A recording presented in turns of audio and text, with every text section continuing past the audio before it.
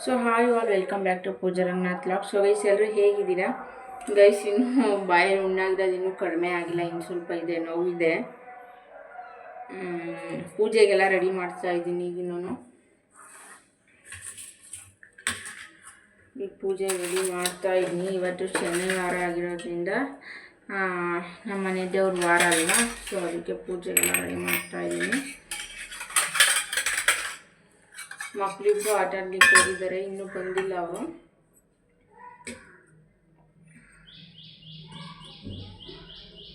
ಈ ನಡುವೆ ಯಾವ ಥರ ಕಂಡ್ಕೊಬಿಟ್ಟಿದ್ದಾರೆ ಅಂದರೆ ಅವರು ಆಟ ಆಡ್ಲಿಕ್ಕೆ ಹೋಗ್ಬಿಡ್ತಾರೆ, ಎಷ್ಟೊತ್ತಾದರೂ ಬರಲ್ಲ. ತಿಂಡಿ ಮಾಡಬೇಕು ಅನ್ನೋದು ಜ್ಞಾಪನಕ್ಕೆ ಬರಲ್ಲ ಮಕ್ಕಳಿಗೆ. ಹಂಗೆ ಆಟದ ಮೇಲೆ ಗೀಲ್ ಬಿಟ್ಬಿಟ್ರೆ ಸೊ ತಿಂಡಿಲಿಕ್ಕೂ ಮನಸ್ಸು ಬರಲ್ಲ ಅವ್ರಿಗೆ. 9:30 10 ಗಂಟೆ ಆದ್ರೂ ಬರೋದೇ ಇಲ್ಲ. ನಾನು ಹೋಗಿ ಕರಿತೀನಿ, ಆದ್ರೂ ಬರಲ್ಲ ಅವರು. ಹೊಟ್ಟೆ ಹಸ್ತಿಲ್ಲ ನಮಗಿನ್ನೂ, ಆಮೇಲೆ ಬಂದು ಊಟ ಮಾಡ್ತೀವಿ ಅಂತ ಹೇಳ್ತಾರೆ. ಇನ್ನೇನು ಮಾಡೋದು, ಆಟಾಡ್ಕೊಂಬರಲಿ ಇನ್ನು ಸ್ವಲ್ಪ ಹೊತ್ತು ಅಂತ ಸುಮ್ಮನೆ ಆಗ್ತೀನಿ. ಇನ್ನೇನು ಕ್ಲಾಸ್ ಶುರು ಆಗುತ್ತೆ, ಸೋಮವಾರದಿಂದ ಸ್ಟಾರ್ಟು. ಸ್ಕೂಲು ಓಪನ್ ಆಗುತ್ತೆ ಸೋಮವಾರದಿಂದ. ಆದರೆ ನಾನು ಬುಧವಾರದಿಂದ ಕಳಿಸ್ತೀನಿ. ಸೋಮವಾರದಿಂದ ಏನು ಕಳ್ಸೋಕ್ಕೆ ಹೋಗಲ್ಲ, ಬುಧವಾರದಿಂದನೇ ಕಳಿಸೋದು. ಸೊ ಬುಧವಾರ ಓಪನ್ ಮಾಡಿದ್ರೆ ಇನ್ನೂ ಮುಂದಕ್ಕೆ ಹೋಗುತ್ತೆ. ಅದಕ್ಕೆ ಅವರು ಸೋಮವಾರ ಓಪನ್ ಮಾಡಿಬಿಟ್ರೆ ಸೋಮವಾರ ಹೆಂಗಿದ್ರು ಸ್ಟ್ರೆಂತ್ ಕಡಿಮೆನೇ ಇರುತ್ತೆ ಅಂತಂದು ಅವರು ಸೋಮವಾರ ಟೈಮ್ ಸ್ಕೂಲ್ ಓಪನ್ ಮಾಡ್ತಾರೆ. ನಾವು ಬುಧವಾರ ಕಳಿಸ್ತೀವಿ ಅಷ್ಟೇ. ನಾವು ಹುಡುಗರಾಗಿಂದ ನಾವು ಕೂಡ ಸೋಮವಾರ ಮಂಗಳವಾರ ಎಂದು ಸ್ಕೂಲ್ಗೆ ಹೋಗಿಲ್ಲ. ಮಕ್ಳಿಗೂ ಅಷ್ಟೇ ಹಂಗೆ ರೂಢಿ ಮಾಡ್ತಿದ್ದೀನಿ ನಾನು. ಸೋಮವಾರ ಮಂಗಳವಾರ ಟೈಮ್ ಯಾವತ್ತೂ ಕಳಿಸಲ್ಲ ನಾನು ಕೂಡ. ನಾವು ಹೆಂಗೆ ಹೋಗ್ತಿದ್ವೋ ಹಂಗೆ. 2 ದಿನದಾಗ ಏನು ಪ್ರಪಂಚ ಪ್ರಳಯ ಆಗುತ್ತಾ? ಇಲ್ಲ ಅವ್ರು ಓದಿ 2 ದಿನದಾಗ ಏನು MBBS ಓದಿ ಡಾಕ್ಟ್ರನ್ನ ಆಗ್ತಾರೆ. ಅದಕ್ಕೆ ನಿಧಾನಕ್ಕೆ ಕಳ್ಸೋಣ ಅಂತ. ಪರವಾಗಿಲ್ಲ, ಸ್ಕೂಲ್ ಓಪನ್ ಆಗಿದ ತಕ್ಷಣ ಏನು ಲೆಸನ್ ಯಾವುದು ಸ್ಟಾರ್ಟ್ ಆಗಲ್ವಲ್ಲ, ಸೊ ಅದಕ್ಕೆ ನಿಧಾನಕ್ಕೆ ಸ್ಕೂಲ್ ಓಪನ್ ಆಗಲಿ ಆಮೇಲೆ ಕಳ್ಸೋಣ. ಬುಧವಾರ ಆದಮೇಲೆ ಬೇಕಿದ್ರೆ ಕಳ್ಸೋಣ ಅಂತಂದು ಬುಧವಾರ ಕಳಿಸ್ತೀನಿ ಮಕ್ಕಳನ್ನ ಸ್ಕೂಲ್ಗೆ. ಸೊ ನೋಡಿ, ಇದು ಗೊರವನಹಳ್ಳಿಯಿಂದ ತಂದಿದ್ದು. ಸೊ ಗೊರವನಹಳ್ಳಿ ಲಕ್ಷ್ಮೀ ದೇವ್ರು ಇರ್ತಲ್ಲ, ಅಲ್ಲಿಂದ ತಂದಿದ್ದು. ಏನಂದರೆ ಪೂಜೆ ಸಾಮಾನು ತೊಗೋಬೇಕಾದ್ರೆ ಅವರೇ ಕೊಟ್ಟರು ಆಂಟಿನೇ, ತಗೊಂಡೋಗ್ರಿ ಒಳ್ಳೆಯದು ಮನೇಲಿ ಇಟ್ಟರೆ ಅಂತಂದು. ಸೊ ನಮ್ಮ ಮನೇಲಿ ಮುಂಚೆ ಇತ್ತು, ಅಜ್ಜಿ ಇಟ್ಟು ಪೂಜೆ ಮಾಡೋರು. ಅಂದರೆ ಅದು ಇನ್ನು ಸ್ವಲ್ಪ ಚಿಕ್ಕ ಬಳೆ 2 ಇಟ್ಟಿದ್ರು, ಆ ಕಡೆ ಒಂದು ಈ ಕಡೆ ಒಂದು ಇಡ್ಲಿಕ್ಕೆ 2 ತೊಗೊಂಡಿದ್ರು. ಆಮೇಲೆ ನಾವು ಮನೆ ಚೇಂಜ್ ಮಾಡಿದ್ಮೇಲೆ ಅದು ಏನಾಯ್ತೋ ಗೊತ್ತಿಲ್ಲ, ಆಮೇಲೆ ಸುಮ್ಮನೆ ಆಗ್ಬಿಟ್ವಿ. ಅವ್ರು ಯಾವಾಗಿನ ಕಾಲದಾಗ ಏನು ಮಾಡಿರ್ತಾರೋ ಅದು ಪದ್ಧತಿ, ಅದು ಸೊ ರೂಢಿ ಮಾಡಬೇಕು ಅದನ್ನು. ನಾವು ಒಬ್ಬರು ಅವಿನ್ನೇನು ಇರೋದು ಅಂತಂದು ಮನೆ ಚೇಂಜ್ ಮಾಡಿದಾಗ ಸುಮ್ಮನೆ ಆಗಿಬಿಟ್ಟಿದ್ದೆ. ಈಗ ನೋಡಿ ಗೊರವನಹಳ್ಳಿಯಿಂದ ಮತ್ತೆ ತಂದಿದ್ದಾಯಿತು. ಪರವಾಗಿಲ್ಲ, ತಂದು ಇಟ್ಟು ಪೂಜೆ ಮಾಡೋದಷ್ಟೇ ಮಾಡೋದು. ಹಾಗೆ ಗೊರವನಹಳ್ಳಿಯಿಂದ ಪುಟ್ಟ ಲಕ್ಷ್ಮಿ ತಂದಿದ್ದೆ. ನಂಗೆ ತುಂಬ ದಿನದಿಂದ ಆಸೆ ಇತ್ತು ಗೊರವನಹಳ್ಳಿಯಿಂದ ಲಕ್ಷ್ಮೀ ವಿಗ್ರಹ ತರಬೇಕು, ಚಿಕ್ಕದಾಗಿದ್ರು ಪರವಾಗಿಲ್ಲ ಲಕ್ಷ್ಮೀ ವಿಗ್ರಹ ತರಬೇಕು ಅಂತಂದು. ಸೊ ಮೊನ್ನೆ ಸರಿ ಹೋದಾಗ ಅದು ನೆರವೇರ್ತು. ಚಿಕ್ಕದಾಗಿರೋದು ಲಕ್ಷ್ಮೀ ವಿಗ್ರಹ ತಂದ್ವಿ. ಸೊ ಈಗ ಪೂಜೆಗೆಲ್ಲ ರೆಡಿ ಮಾಡಬೇಕು. ಸ್ವಲ್ಪ ಕಳಶಕ್ಕೆ ಹೂವು ಕಟ್ಕೊಳ್ಳೋಣ ಅಂತಂದು. ಏನಂದರೆ ಕಳಶಕ್ಕೆ ಹೂವು ಕಟ್ಟಿ ಹಾಕಿದ್ರೇ ಚೆನ್ನಾಗಿರೋದು. ಸೊ ಅದಕ್ಕೆ ಸ್ವಲ್ಪ ಕಳಶಕ್ಕೆ ಹೂವು ಕಟ್ಬಿಡೋಣ ಅಂತ.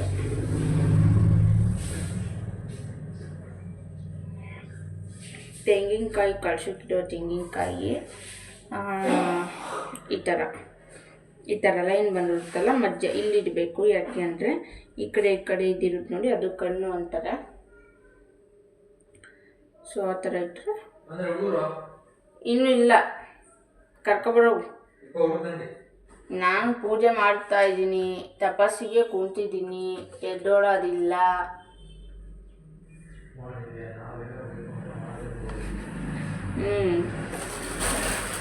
ನಾನು ಒಂದ್ಸರಿ ತಪಸ್ಸಿಗೆ ಕೂತ್ಕೊಂಡ್ಮೇಲೆ ಮುಗೀತು, ಎದ್ದಳಲ್ಲ.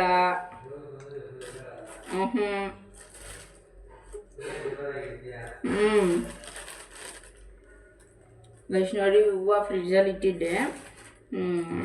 ಸೊ ನೆನ್ನೆ ಪೂರ್ತಿ ಕರೆಂಟ್ ಇಲ್ಲ, ಸಂಜೆ ಕೊಟ್ಟಿದ್ದಾರೆ ಕರೆಂಟು. ಸಾರಿ ಮೊನ್ನೆ ಕರೆಂಟ್ ಇಲ್ಲ, ಸಂಜೆ ಕೊಟ್ಟಿದ್ದಾರೆ. ಸೊ ಹೂವು ಸ್ವಲ್ಪ ಕಪ್ಪಾಗಿದ್ದಾವೆ. ನೈಟ್ ಹೋಗಿದ್ದಿದ್ದು ಕರೆಂಟು ಸಂಜೆವರೆಗೂ ಕೊಟ್ಟಿರಲಿಲ್ಲ. ಸೊ ಕೂಳೆಲ್ಲ ಇದಾಗುತ್ತಲ್ಲ, ಹೂವು ಕೂಡ ಕಪ್ಪಾಗಿದ್ದಾವೆ. ಸ್ವಲ್ಪ ಅಷ್ಟೇ. ಅದ್ರಲ್ಲಿ ನೋಡಿಬಿಟ್ಟು ಚೆನ್ನಾಗಿರೋ ಹಾಯ್ಕೊಂಡು ಚೆನ್ನಾಗಿರೋ ಎತ್ಕೊಂಡು ಈಗ ಪೂಜೆಗೆ ಇಡಬೇಕು. ಸುಳ್ಕೊಬಿಡ್ತೀನಿ ಅದರಲ್ಲಿ ಎಷ್ಟು ಕಾಣಿಸಲ್ಲ.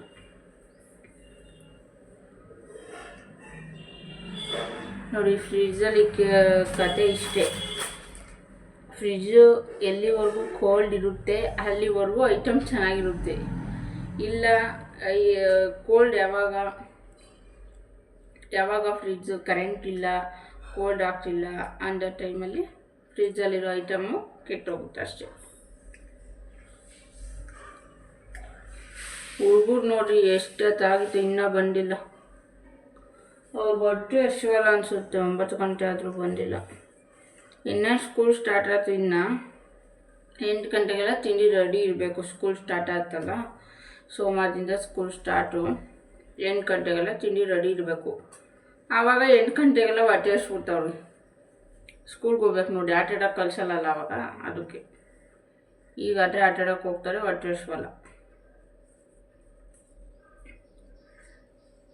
ಲಕ್ಷ್ಮೀರಥ ಗೈಸ್ ನೋಡಿ ಎಲ್ಲ ರೆಡಿ ಮಾಡಿದ್ದೀನಿ. ಈಗ ಪೂಜೆ ಮಾಡಬೇಕು. ಸೊ ಗೊರವನಹಳ್ಳಿಯಿಂದ ತಂದಿದ್ದು ಲಕ್ಷ್ಮೀ ವಿಗ್ರಹ ಅನ್ನಲ್ಲ. ಸೊ ಇದೆ ನೋಡಿ, ಎಷ್ಟು ಕಳೆಯಾಗಿ ಕಾಣಿಸುತ್ತೆ ಲಕ್ಷ್ಮಿ ಅಂತಂದು. ನೋಡಿ ಎಲ್ಲ ರೆಡಿ ಮಾಡಿದ್ದಾಯಿತು. ಸಿಂಪಲಾಗೆಲ್ಲ ಹೂವು ಹಾಕ್ಬಿಟ್ಟು ಸೊ ಒಂದೇ ಸರಿ ಈಗ ಪೂಜೆ ಮಾಡಬೇಕು.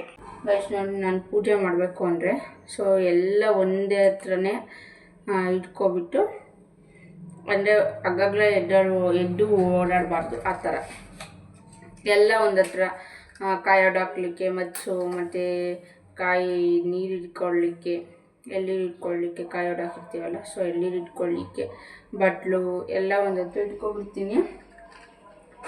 ಇಲ್ಲಾಂದರೆ ಮತ್ತೆ ಓಡಾಡಬೇಕಾಗುತ್ತೆ. ಸೊ ಅದಕ್ಕೆ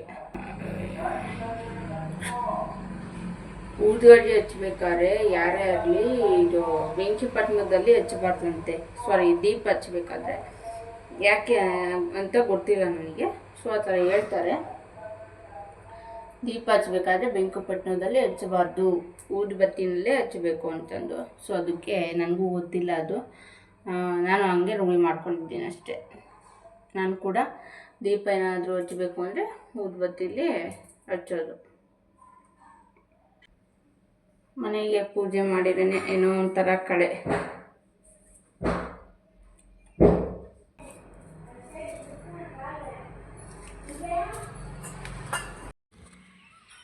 ಎಷ್ಟು ನೋಡಿ ಪೂಜೆ ಎಲ್ಲ ಮುಗಿಸ್ಬಿಟ್ಟು ಈಗ ಮೇಲ್ಗಡೆ ಹೋಗ್ತಾ ಇದ್ದೀನಿ ವಿಡಿಯೋ ಅಪ್ಲೋಡ್ ಮಾಡೋದಕ್ಕೆ ಅಂತಂದು. ಸೊ ಇವತ್ತು ಸ್ವಲ್ಪ ಲೇಟ್ ಆಯಿತು ವಿಡಿಯೋ ಅಪ್ಲೋಡ್ ಮಾಡಲು, ಪೂಜೆ ಮಾಡೋದಿತ್ತಲ್ಲ, ಸೊ ಅದಕ್ಕೋಸ್ಕರ. ಗೈಸ್ ನೋಡಿ ಬಟ್ಟೆ ಸ್ಟಿಚ್ ಮಾಡಿದ್ದಾಯಿತು, ಅಂದರೆ ಇನ್ನೂ ಇದ್ದಾವೆ, ಬಟ್ ಇವತ್ತಿಗೆ ಆಯ್ತು ಅಷ್ಟೇ. ಟೈಮ್ ಆಯ್ತಲ್ವ ಇನ್ನೇನು ಅದಕ್ಕೆ. ಇವಾಗ ಅವಕ್ಕೆಲ್ಲ ಉಕ್ಸ್ ಹಾಕ್ಬಿಟ್ಟು ಎತ್ತಿಟ್ರೆ ಸೊ ನಾಳೆ ಬೇರೆ ಸ್ಟಿಚ್ ಮಾಡಲಿಕ್ಕೆ ಸರಿ ಹೋಗುತ್ತೆ. ಅವು ಬಾಯಲ್ಲಿ ಹುಣ್ಣಾಗಿರೋದು ಇನ್ನೂ ಸರಿ ಹೋಗಿಲ್ಲ. ಏನಂದರೆ ನಮ್ಮ ಮನೆಯವ್ರು ಕರೆದ್ರು, ಮೊನ್ನೆನೇ ಬಾ ಆಸ್ಪತ್ರೆಗೆ ಕರ್ಕೊಂಡು ಹೋಗ್ತೀನಿ, ಒಂದು ಇಂಜೆಕ್ಷನ್ ಮಾಡಿಸ್ಕೊಂಡ್ರೆ ಸರಿ ಹೋಗುತ್ತೆ ಅಂತಂದು. ನಾನು ಇಂಜೆಕ್ಷನ್ಗೆ ಹೆದರ್ಕೊಳ್ಳೋ ಪರಿಸ್ಥಿತಿ ಆಗೈತಿ ಈಗಂತೂ. ಯಾಕೆ ಅಂದರೆ ಮುಂಚೆಲೇ ನಾವು ಹುಡುಗರಾಗೆಲ್ಲನ ಇಂಜೆಕ್ಷನ್ನು ಅಂದರೆ ನಾನೇನು ಅಷ್ಟು ಹೆದರ್ಕೊಳ್ತಿರ್ಲಿಲ್ಲ. ಇಂಜೆಕ್ಷನ್ನು ಮಾತ್ರೆ ಅಂದರೆ ಏನು ಹೆದರ್ಕೊಳ್ತಿರ್ಲಿಲ್ಲ. ಈಗೀಗ ಇಂಜೆಕ್ಷನ್ ಅಂದರೆ ಸಖತ್ತು ಭಯ ಆದಂಗೆ ಆಗುತ್ತೆ. ಮಾತ್ರೆ ತರಿಸ್ಕೊಂಡು ನುಂಗಿದ್ದೀನಿ, 3 ದಿನದಿಂದ ಮಾತ್ರೆ ನುಂಗ್ತಾನೇ ಇದ್ದೀನಿ. ಸೊ ಇನ್ನೂ ಅಷ್ಟಾಗಿ ಕಮ್ಮಿ ಆಗಿಲ್ಲ, ಸ್ವಲ್ಪ ಕಮ್ಮಿ ಆಗಿತ್ತು ಅಷ್ಟೇ. ಸೊ ಇಂಜೆಕ್ಷನ್ ಮಾಡಿಸ್ಕೊಂಡ್ರೆ ಸ್ವಲ್ಪ ಪರವಾಗಿಲ್ಲ ಅಂತ ಅನಿಸುತ್ತೆ. ಇಂಜೆಕ್ಷನ್ ಮಾಡಿಸ್ಕೋಬೇಕು, ಬಟ್ ಹೋಗೋಕ್ಕೆ ಭಯ ಆಗುತ್ತೆ ಇಂಜೆಕ್ಷನ್ ಮಾಡಿಸ್ಕೊಳ್ಳೋಕ್ಕೆ. ಯಾಕೆಂದರೆ ನಂದು ಚಿಕ್ಕ ಮಗುನ ಡೆಲಿವರಿ ಟೈಮಲ್ಲಿ ತುಂಬ ಇಂಜೆಕ್ಷನ್ಸ್ ಹಾಕಿದ್ದಾರೆ ಅವಾಗ. ಇನ್ನೂ ಒಂದು ವಾರ ಇತ್ತು ಅವ್ರು ಕೊಟ್ಟಿರೋ ಡೇಟು, ಅಂದರೆ ಡೆಲಿವರಿಗೆ ಅವ್ರು ಕೊಟ್ಟಿರೋ ಡೇಟು ಇನ್ನೂ ಇತ್ತು. ಸೊ ವಯಸ್ಸು ನೋಡಿ ಈ ವಿಡಿಯೋಕ್ಕೆ ಯಾವುದೂ ಥರ ವಾಯ್ಸ್ ಔಟ್ ಕೊಡೋದು ಬೇಡ ಅಂತಂದು ಡೈರೆಕ್ಟಾಗಿ ಮಾತಾಡಿದ್ದೀನಿ. ಸೊ ಎಲ್ಲೂ ವಾಯ್ಸ್ ಔಟ್ ಕೊಟ್ಟಿಲ್ಲ, ನಿಮ್ಗೆ ಏನು ಅನ್ನಿಸ್ತು ಅಂತ ಹೇಳಿ, ಹಾಗೆ ಸಬ್ಸ್ಕ್ರೈಬ್ ಮಾಡ್ಕೊಳ್ಳಿ. ಬೇಗ ಹೋದರೆ ಅವರಿದ್ದು ಇನ್ನೂ ಪಾಪು ಹೊಟ್ಟೆಯಲ್ಲಿರಬೇಕು. ಇಲ್ಲಾಂದರೆ ಮತ್ತೆ ಡೆಲಿವರಿ ಆದಮೇಲೆ ಐ ಸಿ ಯುಗೆ ಇಡಬೇಕಾಗುತ್ತೆ ಪಾಪುನ ಅಂತ ಹೇಳಿದ್ರು. ಸರಿ ಬಿಡು ಅಂತ ಇನ್ನೇನು ವೀಕ್ ಅಲ್ವಾ, ಅವ್ರು ಹೇಳ್ದಂಗೆ ಆಗಲಿ, ಮತ್ತು ಪಾಪು ಕೂಡ ವೆಯ್ಟ್ ಗೇನ್ ಆಗಬೇಕು ಅಂತ ಹೇಳಿದ್ರಲ್ಲ, ಅದಕ್ಕೆ ಸುಮ್ಮನಾದ್ವಿ ನಾವು.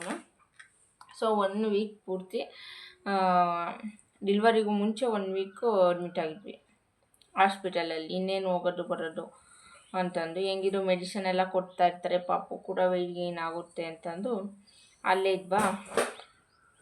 ಆವಾಗ ಅಷ್ಟು ಇಂಜೆಕ್ಷನ್ ಹಾಕಿದ್ರು. ಸೊ ಅವಾಗೆಲ್ಲ ಅಷ್ಟು ಇಂಜೆಕ್ಷನ್ ಹಾಕಿದ್ರು. ಮತ್ತು ಡೆಲಿವರಿ ಆದಮೇಲೆ ಕೇಳಬೇಕಾ, ಬಾಕ್ಸ್ ಗಟ್ಲೆ ಇಂಜೆಕ್ಷನ್ಗಳು ತಂದಿಟ್ಬಿಟ್ರು. ಆ ಬಾಕ್ಸಲ್ಲಿರೋ ಇಂಜೆಕ್ಷನ್ ನೋಡಿನೇ ಭಯ ಆಗಿಬಿಡ್ಬೇಕು, ಹೆದರ್ಕೊಬಿಡ್ಬೇಕು, ಹಂಗೆ ತಂದಿಟ್ಬಿಡ್ತಾರೆ ಇಂಜೆಕ್ಷನ್ನು. ಡೆಲಿವರಿ ಇನ್ನೇನು ಅವ್ರಿಗೂ ಡೇಟೆಲ್ಲ ಹೇಳಿರ್ತಾರೆ ಟೈಮು, ಈಗ ನಾಳೆ ಡೆಲಿವರಿ ಮಾಡ್ತೀವಿ, ನಾಳೆ ಬೆಳಗ್ಗೆ ಡೆಲಿವರಿ ಮಾಡ್ತೀವಿ ಅಂದರೆ ಇವತ್ತು ಬೆಳಗ್ಗೆನೇ ಹೇಳಿರ್ತಾರೆ. ಸೊ ಊಟ ಯಾವ್ದು ತಿನ್ನಬೇಕು, ಏನು ಯಾವಾಗ ನೀರು ಕುಡಿಬೇಕು, ಯಾವಾಗ ಊಟ ಲಾಸ್ಟ್ ಮಾಡಬೇಕು, ಯಾವಾಗ ಲಾಸ್ಟ್ ನೀರು ಕುಡಿಬೇಕು ಅಂತಂದೆಲ್ಲನ.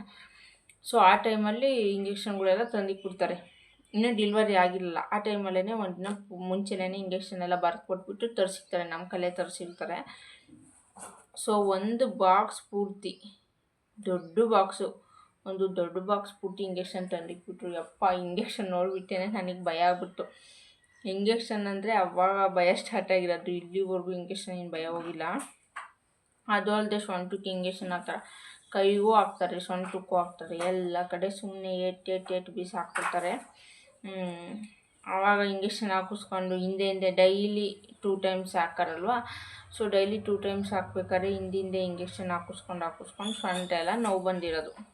ಅದಕ್ಕೆ ಆ ಪೇಯ್ನ್ಗೆ ಅವಾಗ ಪೇಯ್ನ್ ಬರೋದಲ್ವ, ಅದಕ್ಕೆ ಇವಾಗಲೂ ಇಂಜೆಕ್ಷನ್ ಹಾಕ್ಬಿಟ್ರೆ ಪೇಯ್ನ್ ಬರುತ್ತೆ. ಅದಕ್ಕೆ ನನಗೆ ಇಂಜೆಕ್ಷನ್ ಅಂದರೆ ಭಯ ಹೋಗಲಿಕ್ಕೆ. ನಮ್ಮ ಮನೆಯವ್ರು ಅದಕ್ಕೆ ಬಾ, ಇದು ಹಿಂಗಾದರೆ ಆಗೋಲ್ಲ, ಮತ್ತು ಇನ್ನೂ ಜಾಸ್ತಿ ಬಾಯಿಗೆಲ್ಲ ಹುಣ್ಣಾಗ್ಬಿಡುತ್ತೆ, ಹೋಗೋಣ ಇಂಜೆಕ್ಷನ್ ಮಾಡಿಸ್ಕೊಬರೋಣ ಅಂತಂದು ಇವತ್ತು ಸ್ಯಾಟರ್ಡೇ ಹಾಫ್ ಡೇ ಏನು ಬೇಡ ಅಂತ ಹೇಳಿ ಕಳಿಸಿದ್ದೀನಿ. ಇಲ್ಲಾಂದರೆ ಇವತ್ತೇ ಕರ್ಕೊಂಡೋಗಿರೋರು ನೋಡಬೇಕು. ಅಕಸ್ಮಾತ್ ಏನಾದರೂ ಜಾಸ್ತಿ ಆಗೋ ಥರ ಏನಾದರೂ ಕಂಡ್ರೆ ಮಂಡೇ ಹೋಗಿ ಇಂಜೆಕ್ಷನ್ ಮಾಡಿಸ್ಕೊಂಬರ್ಬೇಕು, ವಿಧಿ ಇಲ್ಲ. ಇಂಜೆಕ್ಷನ್ ಮಾಡಿಸ್ಕೊಂಡಿಲ್ಲ ಅಂದರೆ ವಿಧಿ ಇಲ್ಲ ನೋಡಿರಿ. ಆ ಇಂಜೆಕ್ಷನ್ ನೋವಿಗಿಂತ ಜಾಸ್ತಿ ನೋವಾಗುತ್ತೆ. ಬಾಯಲ್ಲಿ ಹುಣ್ಣಾಗ್ಬಿಟ್ರೆ ನಾವೇನು ಇಂಜೆಕ್ಷನ್ ಮಾಡಿಸ್ಕೊತೀವಿ ನೋಡಿ, ಅದಕ್ಕಿಂತ ಎಕ್ಸ್ಟ್ರಾ ಜಾಸ್ತಿ ನೋವಾಗುತ್ತೆ ಬಾಯಲ್ಲಿ ಹುಣ್ಣಾಗ್ಬಿಟ್ರೆ. ಸೊ ಅದಕ್ಕೆ ಫಸ್ಟು ಸೋಮವಾರ ಹೋಗ್ಬಿಟ್ಟು ಇಂಜೆಕ್ಷನ್ ಮಾಡಿಸ್ಕೊಂಬಂದ್ಬಿಡ್ಬೇಕು. ಈಗ ಉಕ್ಸ್ ಹಾಕ್ತಾಯಿದ್ದೀನಿ. ಸೊ ಇದು ನಾನು ಕರೆಂಟಿಗೆ ಮೋಟ್ರ್ ಹಾಕ್ಸ್ಕೊಂಡಿದ್ದಲ್ಲ, ಪವರು, ಅದು ಕಾರ್ಬನ್ ಬೇರೆ ಹೊರಟೋಗಿದೆ. ನಮ್ಮ ಮನೆಯವ್ರು ಬೇರೆ ಮಧುಗಿರಿ ಸೈಡ್ ಹೋಗಿಲ್ಲ, ಇಲ್ಲೆಲ್ಲೂ ಕೈಮರದಲ್ಲಿ ಇಲ್ಲ ಅಂತೆ. ಅದಕ್ಕೆ ಮಧುಗಿರಿ ಸೈಡ್ ಹೋದಾಗ ತರಿಸ್ಬೇಕು. ಅವ್ರಿಗೆ ರೇಷ್ಮೆ ಕೆಲಸ ಅಲ್ವಾ, ಸೊ ಮಧುಗಿರಿ ಸೈಡ್ ಹೋಗಿಲ್ಲ. ಮೋಸ್ಟ್ಲಿ ಇವತ್ತು ಹೋಗಿರ್ಬೇಕು. ನಾಳೆ ಹೋದರೆ ನಾಳೆ ತಗೊಂಬರ್ತಾರೆ. ನಾಳೆ ತಗೊಂಬರ್ತಾರೆ. ಒಂದಷ್ಟೆಲ್ಲ ಲೈನಿಂಗ್ ಬೇರೆ ಇದ್ದಾವೆ, ಅವನ್ನೆಲ್ಲ ಕಳಿಸ್ಬೇಕು, ನಾಳೆ ತರಿಸ್ಬೇಕು. ಲೈನಿಂಗು, ಫಾಲು, ಥ್ರೆಡ್ಡು, ಲೇಸು ಎಲ್ಲ ಸ್ವಲ್ಪ ಕಟ್ ಮಾಡಿಬಿಟ್ಟು ಸಪ್ರೇಟ್ ಇಟ್ಕೊಳ್ಬೇಕು. ಸೊ ಇವು ಲೈನಿಂಗು, ಇವು ಫಾಲು ಅಂತ ಸ್ವಲ್ಪ ಕಟ್ ಮಾಡಿ ಸಪ್ರೇಟ್ ಕವರ್ಗೆ ಹಾಕ್ಕೊಟ್ಬಿಟ್ರೆ ತಂದು ಕೊಡ್ತಾರೆ. ಅದೇನಿಲ್ಲ ಪ್ರಾಬ್ಲಮ್. ಸ್ಟಾರ್ಟಿಂಗ್ ಏನಂದರೆ ನಾನೇ ಹೋಗ್ಬೇಕಿತ್ತು, ತರೋಕ್ಕಿನ್ನೂ ಅಷ್ಟಾಗಿ ಗೊತ್ತಾಗ್ತಿರ್ಲಿಲ್ಲ, ತಗ್ತಿರ್ಲಿಲ್ಲ, ನಾನೇ ಹೋಗ್ಬೇಕಿತ್ತು. ಸೊ ಇವಾಗ ಹೆಂಗಾಗಿದೆ ಅಂದರೆ ನಾನೇನು ಹೋಗೋ ಅವಶ್ಯಕತೆ ಇಲ್ಲ. ಲೈನಿಂಗು, ಫಾಲು, ಲೇಸು, ಥ್ರೆಡ್ ಇದಿಷ್ಟು ಥರದಿದ್ರೆ ಕಟ್ ಮಾಡಿ ಕೊಟ್ಬಿಡ್ತೀನಿ. ಇದು ಬಿಟ್ಟು ಎಕ್ಸ್ಟ್ರಾ ಏನಾದರೂ ತರೋದು ಬಾಕಿ ಇದ್ದರೆ ಸೊ ನಾನು ಹೋಗಿ ತರ್ತೀನಿ. ಏನಾದರೂ ಕೆಲಸ ಇದ್ದಾಗ ಮಧುಗಿರಿ ಸೈಡ್ ಹೋದರೆ ಒಂದೇ ಸರಿ ನಂಗೆ ಏನೇನು ಬೇಕೋ ಎಲ್ಲ ತಂದುಬಿಡ್ತೀನಿ. ಅದಕ್ಕೆ ಲೈನಿಂಗು, ಫಾಲು, ಥ್ರೆಡ್ಗಳು ಮಾತ್ರ ತರಿಸ್ಕೊಳ್ತೀನಿ ಅಷ್ಟೇ.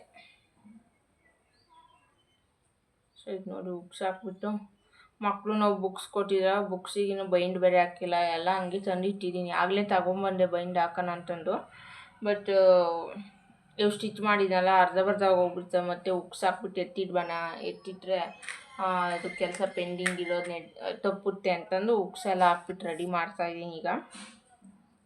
ಸೊ ಅವಾಗ ವೀಡಿಯೋ ಮಧ್ಯದಲ್ಲಿ ಇದು ಆಫ್ ಆಗಿಬಿಡುತ್ತೆ ಫೋನು, ಆವಾಗ ಆನ್ ಮಾಡಬೇಕು. ನಮ್ಮ ಮನೆಯವರು ಜಾಸ್ತಿ ಮಾತಾಡಿದ್ರೆ ನೋವು ಸ್ಟಾರ್ಟ್ ಆಗ್ಬಿಡುತ್ತೆ.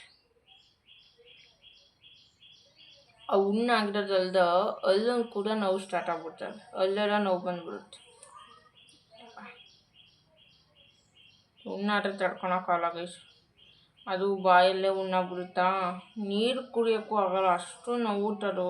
ಸ್ವಲ್ಪ ಹೆಚ್ಚಾಗ್ಬಿಟ್ರೆ ಸಾಕು, ನೀರು ಕುಡಿಬೇಕು ಅಂದರೆ ನಾನು ಹಿಂಗೆ ಒಂದು ಸೈಡಲ್ಲೇ ಕತ್ತಿಕ್ಕೊಂಡು ಕುಡಿತೀನಿ. ಯಾಕಂದ್ರೆ ಈ ಕಡೆ ಹೋದರೆ ನೋವು ಸ್ಟಾರ್ಟ್ ಆಗುತ್ತೆ, ಈ ಕಡೆನೇ ಕುಡಿಬೇಕು. ಸ್ಕೂಲ್ ಸ್ಟಾರ್ಟ್ ಆದರೆ ಮತ್ತೆ ನಾನು ಆಟ ಆಡ್ಲಿಕ್ಕೆ ಕಳಿಸಲ್ಲ, ಅವ್ರು ಕಳ್ಸೋಕ್ಕೂ ಟೈಮ್ ಕೂಡ ಸಿಗೋಲ್ಲ. 8:30 ರೆಡಿ ಆಗಿರಬೇಕು, 8 ಗಂಟೆಗೆ ರೆಡಿ ಆಗಿರ್ಬೇಕು ಅವರು. 8:20 8:25 ವ್ಯಾನ್ ಬಂದುಬಿಡುತ್ತೆ. 8 ಗಂಟೆಗೆಲ್ಲ ರೆಡಿ ಆಗಿರಬೇಕು. ಮತ್ತೆ ಬರೋದು ಸಂಜೆ 5 ಗಂಟೆ ಆಗುತ್ತೆ. 5 ಗಂಟೆಗೆ ಬಂದು ಅವರು ಡ್ರೆಸ್ ಚೇಂಜ್ ಮಾಡಿ ಕೈ ತೊಗೊಬಿಟ್ಟು ಹಾಲು ಕುಡಿಯೋ ಅಷ್ಟರಲ್ಲಿ ಟೈಮ್ ಆಗೇ ಬಿಡುತ್ತೆ. ಮತ್ತು ಹೋಮ್ವರ್ಕ್ ಮಾಡಬೇಕು. ಅದರಲ್ಲೂ ನಮ್ಮ ಮಕ್ಕಳಂತೂ ಬಿಡಿ, ಅವರು ಬೇಗ ಮಲ್ಕೊಬಿಡ್ತಾರೆ. 7 ಗಂಟೆಗೆಲ್ಲ ನಿದ್ದೆ, 7 ಗಂಟೆಗೆಲ್ಲ ನಿದ್ದೆ ಮಾಡಿಬಿಡ್ತಾರೆ. ನೈಟ್ 10 ಗಂಟೆ 8 9 ಗಂಟೆವರೆಗೂ ಓದ್ಕೊಳ್ಳಲ್ಲ ಅವರು. 7:30 8 ಗಂಟೆಗೆ ಲಾಸ್ಟು. ಸೊ ಬೇಗ ಬಂದರೇ ಹೋಮ್ವರ್ಕ್ ಮಾಡಿಸ್ಬಿಡ್ಬೇಕು, ಇಲ್ಲಾಂದರೆ ನಿದ್ದೆ ಮಾಡಿಬಿಟ್ರೆ ಮತ್ತೆ ಮುಗಿದ ಕತೆ. ಬೆಳಗ್ಗೆ ಎದ್ದಂತೂ ಹೋಮ್ವರ್ಕ್ ಮಾಡಲಿಕ್ಕಾಗಲ್ಲ. ಕೆಲವೊಂದೊಂದು ಸರಿ 6:30 ಆಗುತ್ತೆ ಎದ್ದೊಳೋದು, 6 ಗಂಟೆ 6:30 ಮೇಲೆ ಆಗುತ್ತೆ. ನಾನು ಎಬ್ಬಿಸ್ಲಿಕ್ಕೆ ಹೋಗಲ್ಲ, ಪಾಪ ಮನ್ಕೊಳ್ಳಿ ಮಕ್ಕಳು, ಬೆಳೆಯೋ ಮಕ್ಕಳು ಮಲ್ಕೋಬೇಕು, ಅದಕ್ಕೆ ಮಲ್ಕೊಳ್ಳಿ ಅಂತ ಎಬ್ಬಿಸ್ಲಿಕ್ಕೆ ಹೋಗಲ್ಲ. ಅವರು ಎದ್ದೊಳೋದು ಲೇಟ್ ಆಗುತ್ತೆ. ಸೊ ಆಟ ಆಡೋಕ್ಕೆ ಟೈಮೇ ಇರೋಲ್ಲ ಅವ್ರಿಗೆ ಅಷ್ಟೇ. ನೋಡಿ ಬುಕ್ಸ್ ಎಲ್ಲ ಹಾಕ್ಬಿಟ್ಟು ಕೆಳಗಡೆ ಹೋಗ್ಬೇಕು. ಮಕ್ಕಳಿಗೆ ಎಷ್ಟು ಒಂದೊಂದು ಬ್ಯಾಗ್ ಪೂರ್ತಿ ಬುಕ್ಸು ಎಲ್ಲ ಕೊಟ್ಟಿದ್ದಾರೆ. ಅಷ್ಟೊಂದು ಬುಕ್ಸುಗಳು ಪಾಪ ಅವು ಏನು ಓದ್ತಾವೋ ಗೊತ್ತಿಲ್ಲ. ಎಕ್ಸಸೈಸ್ಗಳು ಜಾಸ್ತಿ ಇದ್ದಾವೆ ಅದರಲ್ಲಿ. ಹಾಗೆಯೇ ಅವಕ್ಕೆಲ್ಲ ಈಗ ಬೈಂಡ್ ಹಾಕಬೇಕು, ಎಕ್ಸಸೈಜು ಬುಕ್ಸು. ನೋಡಿ ಎಷ್ಟು ಒಂದಿದ್ದಾವೆ. ಆ ಕಡೆ ಬ್ಯಾಗ್ ಒಬ್ರದ್ದು, ಈ ಕಡೆ ಬ್ಯಾಗ್ ಒಬ್ರದ್ದು. ಈ ಕಡೆದು ದೊಡ್ಡ ಒಂದು ಅನಿಸುತ್ತೆ, ದೋಸ್ತಿದ್ದಾವೆ, ಚಿಕ್ಕ ಒಂದು ಸ್ವಲ್ಪ ಕಡಿಮೆ ಇದ್ದಾವೆ ಅಷ್ಟೇ. ಸೊ ಗೈಸ್ ನೋಡಿ, ಇವಾಗ ಬೀಗ ಹಾಕ್ಕೊಂಡು ಕೆಳಗಡೆ ಹೋಗ್ತಾ ಇದ್ದೀನಿ. ಟೈಮ್ ಬಂದು 5:15 ಆಯಿತು ಆಲ್ರೆಡಿ. ಸೊ ಇಷ್ಟ ಆಗುತ್ತೆ ನಾವು ಕೆಳಗಡೆ ಹೋಗೋ ಅಷ್ಟರಲ್ಲಿ. ಮೋಡ ನೋಡಿ ಮುಚ್ಕೊಂಡ್ಬಿಟ್ಟಿದೆ, ಮೋಡ ಮುಚ್ಕೊಂಡಿದೆ. ವಾತಾವರಣ ಎಲ್ಲ ಬಿಸಿಲಿಲ್ಲ ಇವತ್ತು, ನೆನ್ನೆ ಇವತ್ತು. ಸೊ ಮೋಡ ಮುಚ್ಕೊಂಡಿದೆ.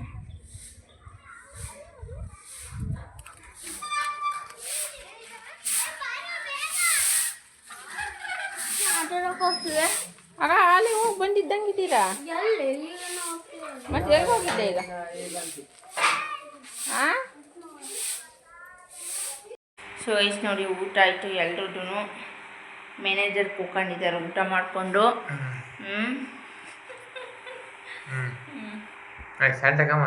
ಏನು ಬೇಡ, ಹಂಗೆ ಸೆಲ್ಟ್ ಆಗ್ತಿದೆ, ಏನಾಗಲ್ಲ, ಏನಾಗಲ್ಲ.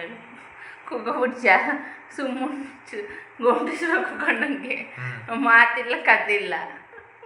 ಏನು ಮಾತಾಡ್ತೀವಿ? ಈ 2 ದಿನದಿಂದ ಮಾತು ಕಮ್ಮಿ ಆಗವಲ್ಲ ನಾವು. ಏನು ಅನ್ನಿಸ್ತು? ಮನೆಲ್ಲ ಬೇಕು ಅನ್ನಿಸುತ್ತೆ. ಹೌದೇ? ಏನ ಬೇರೆದು ಹೇಳೇನ ಹೇಳ್ತೀನೋ ಅಂದ್ಕೊಂಡೆ. ಮನೆ ನಾನು ಮಾತಾಡಲಿಲ್ಲ ಅಂದರೆ ಗಲ ಇರಲ್ಲ ಅಂತ್ಯ? ಇಲ್ಲ ಇಲ್ಲ, ಮನೆ ಕಾಳೇನೇ ಇರಲ್ಲ. ಹೌದೇನು? ಅದಕ್ಕೆ ಬೆಂಗ್ಳೂರಿಗೆ ಹೋದ್ರೆ ಫೋನ್ ಮಾಡಿ ಯಾವಾಗ ಬರ್ತೀರಾ ಅಂತ ಕೇಳೋದ. ಸೊ ಗೈಸ್, ಇವತ್ತಿನ ವಿಡಿಯೋ ಇಷ್ಟೇ. ವಿಡಿಯೋ ಇಷ್ಟ ಆಗಿದೆ ಲೈಕ್ ಮಾಡಿ, ಶೇರ್ ಮಾಡಿ, ಸಬ್ಸ್ಕ್ರೈಬ್ ಮಾಡ್ಕೊಳ್ಳಿ. ಸಿಗೋಣ ನಾಳೆ ಮತ್ತೊಂದು ಹೊಸ ವಿಡಿಯೋದೊಂದಿಗೆ. ಅಲ್ಲಿವರೆಗೂ ಟೇಕ್ ಕೇರ್. ಬಾಯ್ ಬಾಯ್ ಬಾಯ್ ಬಾಯ್.